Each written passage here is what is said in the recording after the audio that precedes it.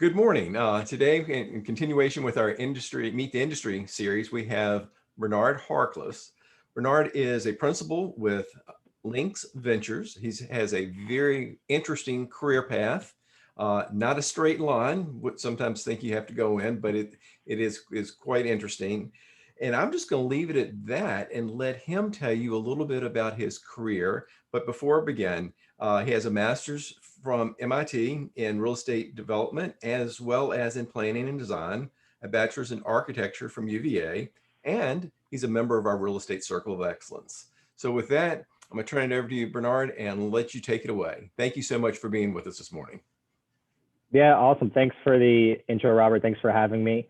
So I tend to like doing these things, getting some questions, but I'll kind of just give a quick overview of kind of my background and career, because as Robert said, it has not been straightforward by any means. It kind of goes back to growing up. I'm originally from San Antonio, Texas, and a mentor of mine, well, two mentors of mine specifically, but one would always say that kind of there's three. He was an architect by trade, and he would always say that there's kind of three pegs on the stool. It's architecture, construction, and finance, just generally kind of how things get built in the built environment.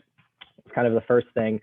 And I had another mentor as well that was an architect, and he, back when I was in architecture school, he would say, if I was ever going to be an architect that was worth anything, I needed to learn how things actually got built and got put together. So kind of that frame is generally kind of what started me out on this path of trying to get to a place where I could really impact neighborhoods and places in significant ways. When I was in architecture school, I was always interested in design, but what I found is from a question of scale standpoint, I just really liked thinking about neighborhoods and cities, which is not necessarily the same as some of my classmates that were just very focused on buildings and how they related to their neighborhoods.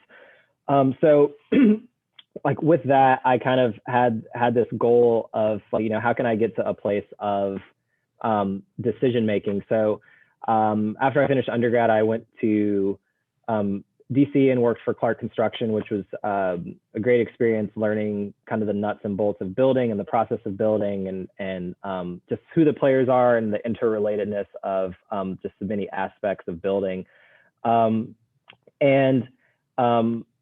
That was generally how I saw my path to development. Was, my experience, as I'm sure you've had other people come talk about development and real estate, and most people that are developers have all had different paths. Maybe some were construction focused, maybe some were finance focused, maybe some were attorneys in the past. So I kind of decided that my path was going to be kind of the construction side of things, just really understanding how things come together. So when I was in DC, I had a mentor through a mentorship program who actually told me that it was going to be really difficult for me to do development work just with a construction background, and I really need to understand finance and numbers and all those things. So I kind of then decided that to kind of further pursue those goals, that I wanted to go to graduate school and get a master's in city planning and a master's in real estate development, which frankly just was really helpful for me to have a larger context of understanding just what real estate is, that it's it's an investment, but it's also a physical thing where people are living or working and things like that. So after I finished grad school, I spent some time in New York developing high-end luxury condos as well as some affordable housing up there, and finally decided to relocate to Richmond. I've been in Richmond a little over 5 years, and have found the guys at Lynx Ventures, and we formally started Lynx Ventures about a little over 3 years ago. So that's kind of the larger kind of context, and if there's questions, I'm happy to dive into specific pieces of those in more detail. But I think it's important, what I'd want to share with you all is kind of three things, maybe four things, but three major things that I think are kind of significant to keep in mind is that, you know, if you think about, you know, say, well, whatever foods or, you know, goods that you purchase. So the Dove body wash or the Old Spice deodorant, whatever it is, like those are products that are consumed. There's a lot of brand loyalty and things like that. So, you know, the way I always think about real estate is that these things are products. They just happen to be physical products that you can see and touch and sleep in and work in and drink in and eat in and things like that. So as such, you know, there's a inherent value component that is kind of outside of the pure investment of what real estate is, right? Markets are global these days, investments are global these days. So, you know, when you're doing real estate developments, your capital comes from all sorts of places. But, you know, at the end of the day, what you're actually building is a product that's in a neighborhood and it's in a city. And there's certain values that are associated with those places where that also impact what the value of your real estate actually is. So I encourage people to think about, as you're thinking about the real estate that you're developing, there's not just the economic value piece, there's the political and the social and, you know, environmental values. There's all these other values that kind of roll up into the economic component. It's really hard to value those other pieces because it's a little bit more qualitative instead of quantitative, but it's important to keep those things in mind because those are actually really significant drivers for the economic side of things as you think about that. The other thing I will say is that you know, and this just comes from my background of being more from a design background and from a planning background, I think. But I tend to think of developers as community builders and culture makers, just generally speaking, right? If you think about where things are happening, they're usually happening in buildings or in spaces that are physically made or are components of the built environment. So I look at the projects that we do at Links and I look at development projects more generally as how can we think about making transformational projects that are going to change culture and community in meaningful ways, and not just change, but also just add value to community. Because I think sometimes there's the notion that I'm going to come put this here, and because I'm putting it here, it's valuable. We're trying to think in a little bit more nuanced manner around how the products you bring can create value, but also enhance the value of neighborhoods that are already there and the people that are already there is another thing. And then the last thing I'll say, I spent a bunch of money to go to graduate school to kind of just remember one thing that's extremely simple, and that's being bold about your projects, just being bold in general. A component of how we think about things at Links generally is we like trying to do things that haven't been done. We like trying to take positions that may be a little bit atypical, because I think that's from a progress standpoint, that's how we move neighborhoods and cities forward in more progressive ways. So being bold around kind of the intersection of what policy and construction and design and what all these things mean and what you can actually achieve is significant. I think I tell people all the time that being from San Antonio originally, there's a little bit of a similarity when I first got here around, and this is definitely changing, but there was a little bit of a similarity between San Antonio and Richmond in the sense that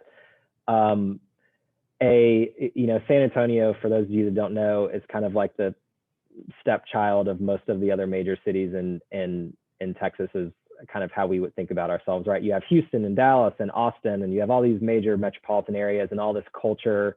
You know, you have all of this live music and all these things, and these other in Austin and San Antonio is kind of like the sleepy town that has never really seen explosive growth. It's kind of just doing its own thing. And the mindset is like, well, we're kind of a sleepy town that likes doing things. This is how we like doing things, and we don't want anything that's going to rock the boat too much. And I think there's some similarities that in Richmond as it relates to kind of the history of the city, how it's operated historically, how it's functioned.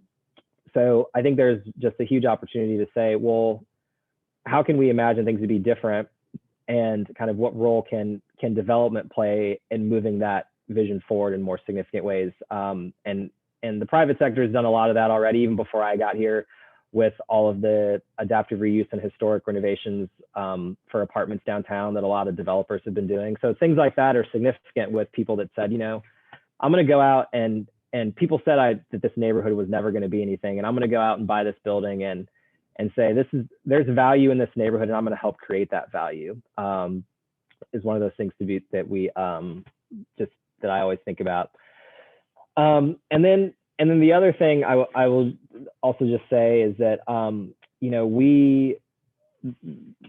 my approach to or our approach to development is also, I was telling Robert before, you know, I always like to say we're entrepreneurs with a real estate problem, because we also just like being extremely creative and thinking about problems and looking for opportunities and gaps in the market, whether it's real estate or whether it's other things. So I think that I would also just say, being open-minded to what development actually means and thinking how those skills can be applied across multiple fields or opportunities. Because at the end of the day, what the bulk of you know, I do on a day-to-day basis is problem solving and trying to think through how to get to achieve a certain outcome. And you know, there's all sorts of people that are a part of that process, whether it's the city, whether it's attorneys, whether it's banks and financing, equity financing people, however you want to think about that. There's all these various people that are responsible for helping you get to the outcomes that you're trying to achieve. So, so with that, I think that's kind of just an overview of myself and just a couple of things that I'd kind of how I think about development and all of that. So. Well, thank you. And with that said, we've got a couple questions that popped up, and I want you to maybe expand a little bit about the entrepreneurship. I think VCU students are very entrepreneurial. I've seen that over many, many years. And prior to coming on this morning, we were talking, you mentioned about transformational projects and so forth. So tell us a little bit about Hatch Kitchen. I thought that was really fascinating, what you guys are doing there. Yeah, so I'm going to lose track of when we started it, but Hatch Kitchen was in its infancy, came out of the old Philip Morris tobacco warehouses that were purchased before I had even joined Lynx. And it was really, as we say, we like big things, that trying to figure out what to do with them, and kind of came to this idea of just seeing that there was a gap in the market for food and beverage businesses. You know, Richmond's on a whole bunch of lists for having great breweries, great restaurants, and all these things. But there was really no place for them to produce their products. There was a lot of people that were going to North Carolina or going to Virginia Beach to bottle and package products and things like that. So effectively what we ended up doing was taking a warehouse and building, which was the first phase, was Hatch Commercial Kitchen, which now has about 65 businesses that are in there. And so we essentially built a shared kitchen model for people for businesses to come. So whether you're with Nightingale ice cream sandwiches was our first tenant that we signed. I'm sure everyone's familiar with the Nightingale ice cream sandwiches if you've been around. And so we had them. We've got Sukasa burritos. We've got Joy Bell sweet potato pies. So there's some notable businesses that are kind of using the space to take their business to the next level, frankly, and kind of scale their businesses in ways that they wouldn't have been able to otherwise because they didn't have the space. So we started with Hatch Kitchen. Then from that, just demand for other things kind of started. So We now have a hatch packaging facility where we have a bottling line. We can bottle hot sauce and vinegars and sauces and things like that for businesses. We have a USDA butchery, so you can go break down meats and things for frozen foods to distribute that just got opened. We have a hatch logistics company that kind of helps with kind of moving product and storing product for food and beverage businesses. And then kind of the last piece is Hatch, which I left off before. It's Hatch Local Food Hall, which is opening in the current, our new project, mixed use project in Manchester this summer. And that's kind of like a testing ground for some of our Hatch members that have, kind of always thought of opening up restaurants, but, with COVID and just with the capital cost of opening restaurants, we've kind of created an environment where these businesses upstart food businesses can kind of come into the food hall and kind of explore those opportunities for growth and things like that. So we'll have about 9 vendors that'll be kind of going in that as well. So we've had a question that's come in through the question area of Zoom. So if anybody has additional ones, please submit them. And it's, what will Manchester look like in the next 5 to 10 years? You guys are heavily involved in Manchester. So what do you see it looking like? Maybe 5, 10, even beyond years out? Yeah, I think for me, I think Manchester, Rick and John always tell me I moved to Richmond and I drank the Manchester Kool-Aid too easily. They'd been over here with Tom years before I got here.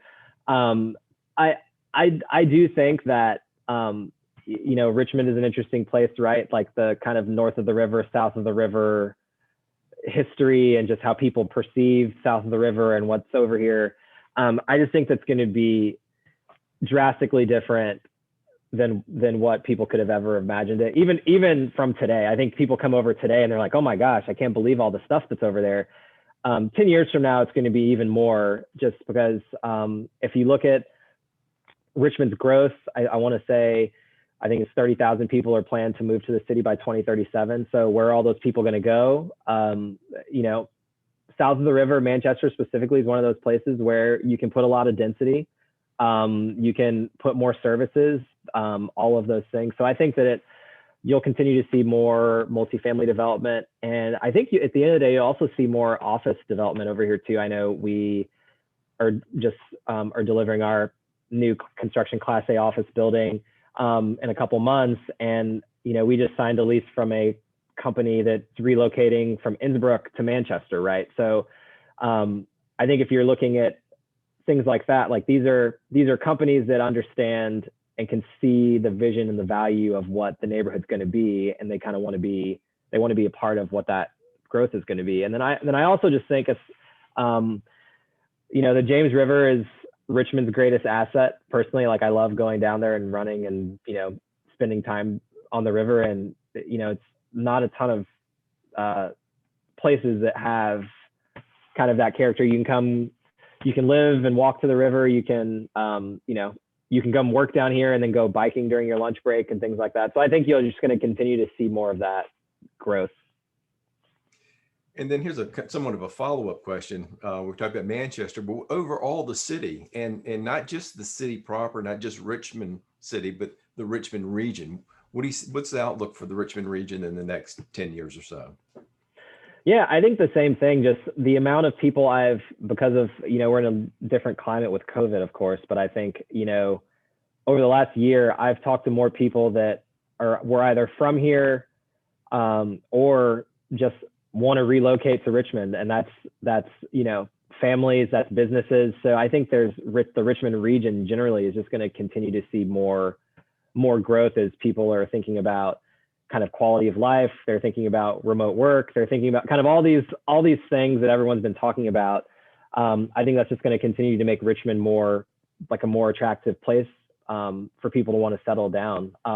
You have a great variety of housing options, right? Like you could live in the city, in the Fan, you could live out in Powhatan, you could live in, like there's so much varied opportunities for the type of housing environment that you want, that I think that's very appealing to people that are coming from other markets where you're kind of limited to the condo, or you're limited to like what you can actually purchase or rent, frankly. So I think that there'll be continued growth, and I do think that it's as I've told myself, I kind of thought with all of how hot the Richmond market was, it's like, man, things have to slow down at some point. But it seems to me like there's just so much growth and so much opportunity here that people seem to, they've found the hidden gem, I guess, for lack of a better descriptor.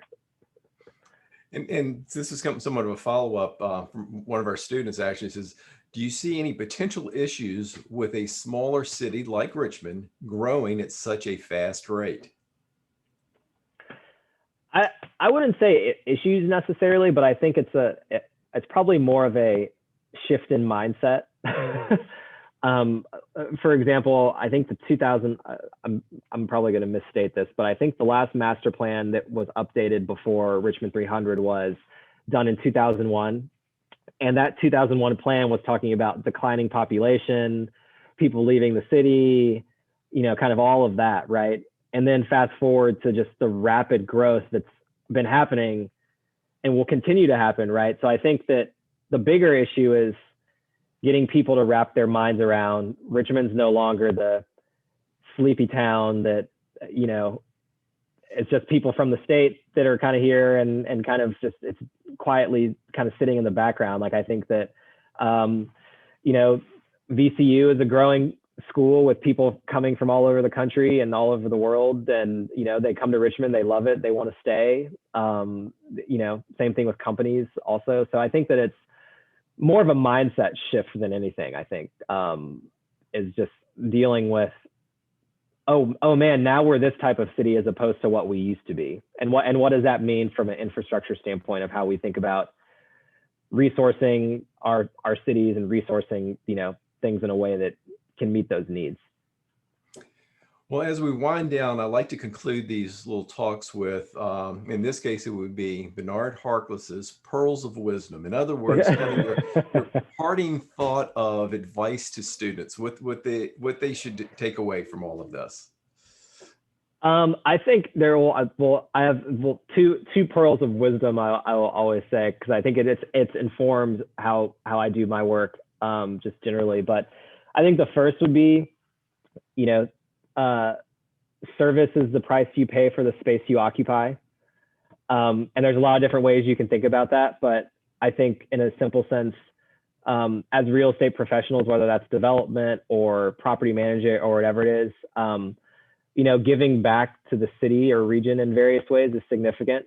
So, not everyone has to do the same thing by any means, but I think it's important to kind of keep that framework in mind. And then I think the other thing is trust and verify. Is a very significant thing. Being thorough and not taking things that people say at face value, being curious yourself, and finding and making sure the information you get is correct, and also just saying what you say you're going to do, which is kind of like basic things, but those are kind of my pearls of wisdom. Well, we're coming up on the top of the hour. So again, thank you very much for being with us this morning. And we've certainly enjoyed your talk. And it is recorded, so for other students to be able to enjoy this at a later date. But anyway, thanks so much and have a great day. All right. Thanks, Robert. Okay. Take care. Bye-bye now. Okay. Bye-bye.